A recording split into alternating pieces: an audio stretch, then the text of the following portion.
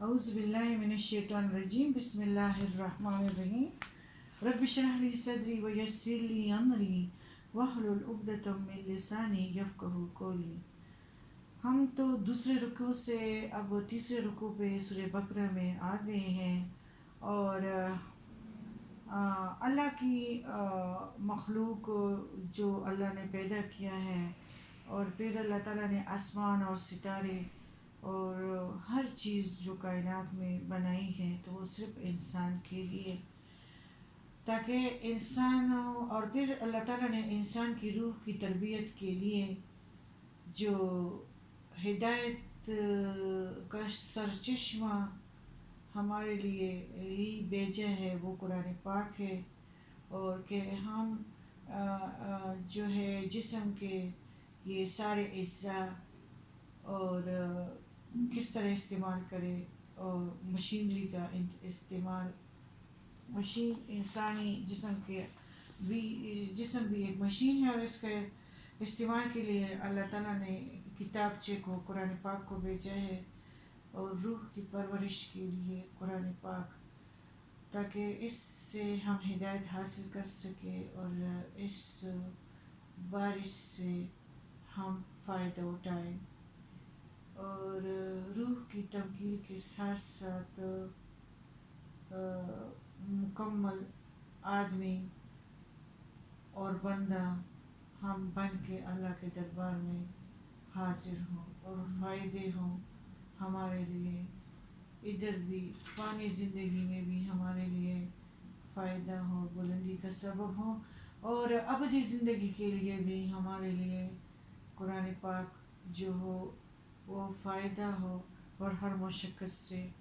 آسان زندگی ہو۔ تیسرے رکوع میں کافروں اور منافقوں کی حالات ابتدائی دو رکوع میں تو بیان کرنے کے بعد تیسرے رکوع میں اس مضمون سے شروع ہوا تھا کہ انسان کے لیے ضروری ہے کہ اپنے رب کے سامنے عاجزی اختیار کرے، رب کے ساتھ ادب کے ساتھ سر جھکائے اور ان کے احکام کو بجا لائے، تاکہ اس سے دونوں جہانوں میں زندگی کی راحتیں نصیب ہو۔ اللہ نے انسان سے سب سے پہلا مطالبہ یہی کیا تھا،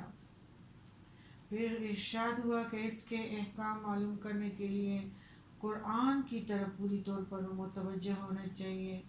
جس کے برابر نہ کوئی کتاب موجود ہے نہ ہو سکتی ہے۔ اس حقیقت کو سمجھانے کے لیے ایک سادہ سا سوال تعجب کے انداز میں کیا کہ تم اللہ کا انکار کیسے کر سکتے ہو، جبکہ تمہیں اپنے یا کسی جاندار کے پیدا کرنے اور مارنے پر کچھ بھی اختیار نہیں ہے، اور نہ اپنے پیارے کو موت سے بچا سکتے ہو۔ پھر کلام اللہ کی صداقت کے بارے میں سیدھی سادی دلیل یہ پیش کی کہ اگر کسی کو شک ہو کہ یہ اللہ کا کلام نہیں بلکہ کسی انسان کا بنایا ہوا ہے، تو وہ خود اس جیسی 10 صورتیں بنا کے لائیں، اگر 10 نہیں تو 3 نہیں تو 1 بنا کر دکھا دیں۔ اکیلے ممکن نہیں، تو اللہ تعالیٰ فرماتے ہیں کہ اپنے ساتھیوں، فاضلوں، ادیبوں کو بھی ساتھ ملا کر کوشش کر کے دیکھیں۔ رکوع ختم اس بات پر ہوا کہ اے لوگو، زمین پر ساری چیزیں